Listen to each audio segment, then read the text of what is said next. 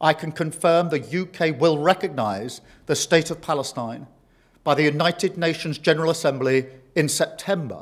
ফিলিস্তিনকে রাষ্ট্র হিসেবে স্বীকৃতি দেওয়ার ঘোষণা দিয়েছেন যুক্তরাজ্যের প্রধানমন্ত্রী কিয়ার স্টারমার। তিনি বলেছেন চলতি বছরের সেপ্টেম্বরেই এই স্বীকৃতি দেওয়া হতে পারে। ফিলিস্তিন ইস্যুতে প্রধানমন্ত্রীর এই ঘোষণাকে ব্রিটেনের পররাষ্ট্রনীতির বড় পরিবর্তন হিসেবে দেখা হচ্ছে। যুক্তরাজ্যে বসবাসরত প্রবাসী বাংলাদেশিরা একে ইতিবাচক হিসেবেই দেখছেন। তাদের মতে এটি মানবিকতার পক্ষে একটি স্পষ্ট অবস্থান। যুক্তরাজ্যের এই সিদ্ধান্ত যেন নতুন আশার আলো। আমার মনে হচ্ছে যে ফিলিস্তিন ইস্যুতে স্টিয়ারমার্ক যে বক্তব্যটি দিয়েছেন তার মধ্যে হয়তো মানবতা কিংবা মনুষ্যত্ববোধের উদয় হয়েছে।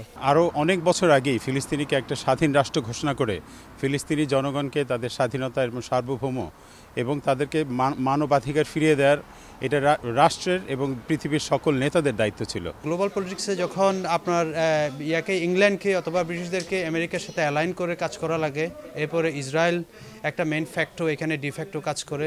অনেক আগেই এটা উপলব্ধি করা উচিত ছিল যে we have committed crime against humanity.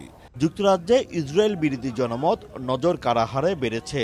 বিভিন্ন ধর্ম বর্ণের মানুষের অংশগ্রহণে লন্ডন সহ বড় বড় শহরে নিয়মিতই শান্তিপূর্ণ বিক্ষোভ হয়েছে। এসব বিক্ষোভে প্রবাসী বাংলাদেশিদের অংশগ্রহণও ছিল উল্লেখযোগ্য। যুক্তরাজ্যের সন্ত্রাসবাদ বিরোধী আইন ও পাবলিক অর্ডার অ্যাক্ট প্রয়োগ করে শতাধিক প্রতিবাদকারীকে গ্রেপ্তার করা হয়।